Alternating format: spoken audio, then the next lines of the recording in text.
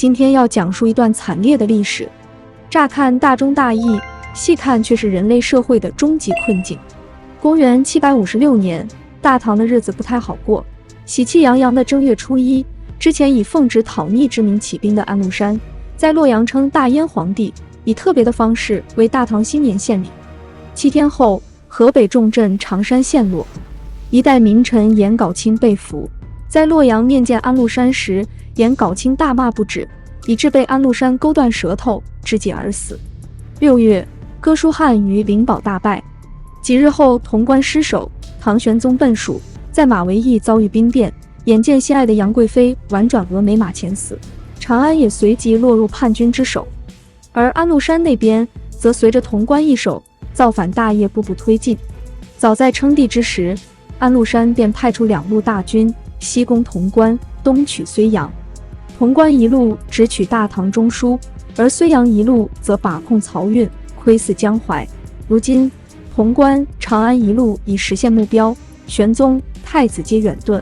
若东边再把江淮收入囊中，掐断大唐的财源，篡权夺位就指日可待。当时的江淮久未生战，将卒不堪一击，眼下叛军又所向披靡，看起来打下睢阳对安禄山来说应该不费吹灰之力。然而就在叛军高奏凯歌，宋曹郡县望风而降的时候，一个书生横空出世。当时战乱四起，许多有识之士纷纷感慨世事变迁，为了表达自己的忧国忧民之情，愤而写诗。这个书生虽然也学富五车，却扔了笔，拿起了刀。张巡，出生于唐中宗景龙2年，公元708年。史载，张巡这人有能力，志气高，不拘小节，喜欢跟长者相交，不愿与庸俗之人为伍。安史之乱爆发时，48岁的张巡正在谯郡真源县令任上。4年伊始，安禄山在洛阳称帝，不久后，东侵的叛军就攻陷宋曹等州，兵锋直逼谯郡。谯郡太守表示投降，并逼张巡为长史，让他去迎接叛军。张巡却趁此机会带着手下人去玄仁皇帝祠哭了一场，发表了起义演讲，拉着千把人的队伍，冲着数倍于己的叛军平叛去了。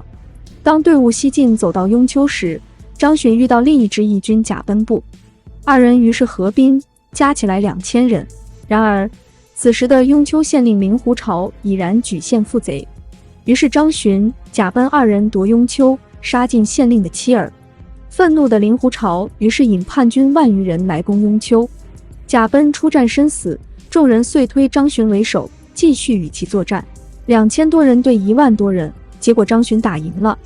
这么夸张的兵力比都能打赢，这还只是个开始。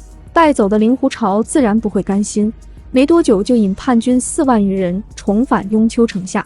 雍丘之战从正月一直打到腊月，张巡以区数千兵马守了雍丘1年。期间由于物资军备短缺，张巡命人扎了许多稻草人吊在城头，引得敌人弯弓射箭，张巡把稻草人拉上来，得箭数十万。因此诞生了一个草人借箭的故事，被后世的小说家把这个故事改编进了《三国演义》，成了诸葛亮的代表作。虽然张巡在雍丘守得不亦乐乎，但其周边唐军的战况却不容乐观。随着战局的变化，张巡决定放弃雍丘，退入睢阳，也就是今天的河南商丘，与睢阳太守徐远合兵，共拒叛军。雍丘一战让张巡成了民，而睢阳一战却让他成了神。757年正月初5，刚当了1年皇帝的安禄山被其子安庆绪派人刺杀。由于安庆绪在军内的威望远不及安禄山，当他杀父上位后，便急于在战场上取胜，树立威名，大抵用不合法手段上台的人都需要立下功勋来掩盖得位不正的事实。正如代父自立的唐肃宗执意收复两京以巩固自己的合法性，永乐皇帝朱棣需要5次北伐来确立自己的正统地位。世子自然是挑软的捏，军力疲弱的江淮成了安庆绪的目标。客观上，打下睢阳，进图江淮、江东，巩固根基，也是当时安庆绪必须采取的战略。安庆绪派手下尹子奇率领突厥人等组成的禁兵，与杨朝宗会合，凡10余万，浩浩荡荡进攻睢阳。相比之下，张巡、徐远手下加起来不过6000兵。睢阳大战就此拉开帷幕。擒贼先擒王。张巡想在阵前射杀敌手尹子奇，但却不知城下哪一个才是尹子奇，于是心生一计，他削了一根竹箭，用弓射下去。捡到箭的人大喜过望，以为城中箭时已尽，于是前去报告尹子奇。张巡在城上看见了，也大喜，当即便令挽弓射之，一箭射中尹子奇左眼，叛军暂退。757年7月，尹子奇为报损木之仇，再次带兵前来围攻睢阳。由于下麦被叛军抢收，存粮又在战前被上级调走了一半，以致睢阳城的粮食供应出了问题。城中士兵每天只能吃1勺米，吃不饱就只能拿木皮、纸张煮了吃。叛军得知城内缺粮，士卒大饥后，架云梯，以钩车、木马攻城。但就是这样，也还是攻不下。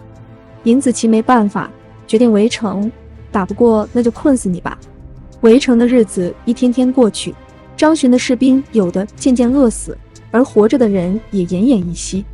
有人提出突围东奔，但张巡、徐远商议认为，睢阳是江淮保障，如果放弃了睢阳，叛军乘胜进军，则江淮必亡。而且现在帅机重刑，必不达，就算突围，也不见得有活路。张巡这时做出了一个惊天的举动。10载，张巡将自己的爱妾带出来，对将士们说：“诸君今年伐时，而忠义不少衰，吾恨不割鸡以啖众，宁惜一切而坐视是机。”于是他杀了自己的妾来充军粮，跟着徐远也杀死自己的同仆供士卒充饥。士兵泪流满面，不忍下口，张巡就逼着他们吃下去。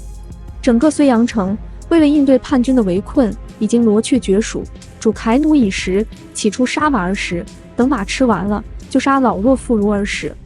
到了10月，叛军再次攻城，此时的睢阳城内已无兵可战，外也无兵来援。根据历史记载，城破后，睢阳城中仅有移民只400人。古代战争打下城池后屠城的并不少见，但像睢阳之战这样为了守城以城内居民为军粮的十分罕见，战况之惨可见一斑。城县，张巡、徐远等人皆被俘虏。尹子奇见到张巡宁死不肯投降，终于被杀。与他一同赴死的还有徐远等36人，他们都不屈而死。安史叛军终于攻下睢阳了。然而，从756年正月，安禄山洛阳称帝，到睢阳城陷，近2年的时间过去。此时攻下睢阳，对叛军来说已经没有什么意义。张巡死后第3天，唐军援兵赶到，10日后，尹子奇军败撤还。叛军10个月间的辛劳，瞬间付诸东流。而洛阳也在当月被唐军攻下，至此两京收复。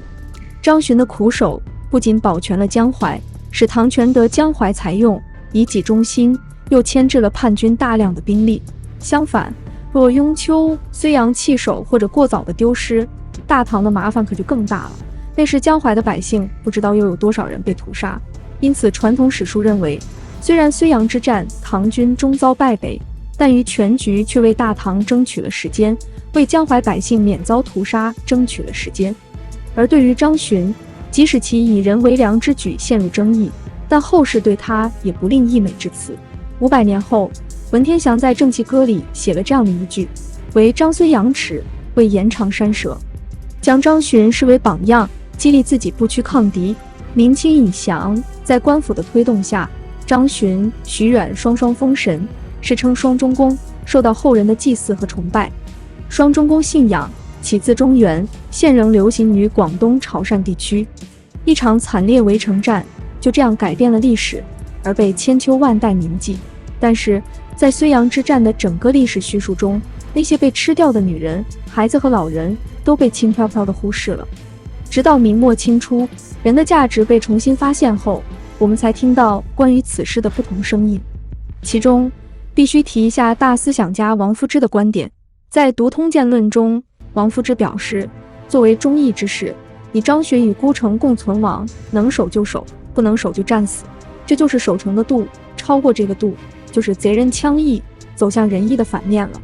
王夫之接着说，不管处于任何极端情境，都必须守住一条底线，而且这条底线是人之所以为人而不需要任何理由解释的，那就是人不能吃人，没有一条无辜的人命要为了保全他人或更多人而成为被吃掉的代价。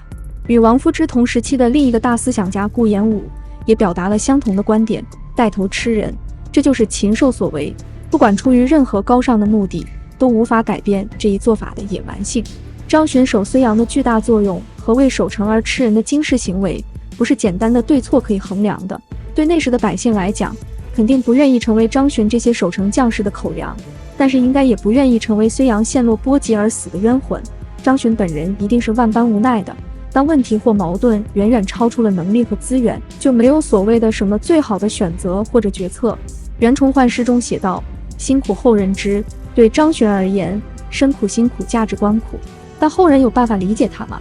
理解他的难度应该仅次于死守睢阳做决策的难度。